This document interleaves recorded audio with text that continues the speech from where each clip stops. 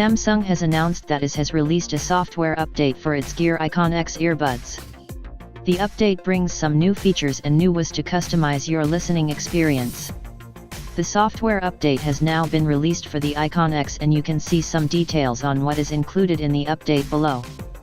For example, the Gear IconX's new Equalizer feature allows users to quickly and easily adjust their audio's frequency to optimal levels by choosing from 5 finely tuned presets: Bass Boost, Soft, Dynamic, Clear and Treble Boost. The enhanced ambient sound function, meanwhile, enables users to specify exactly how much ambient sound they would like the earbuds to let in.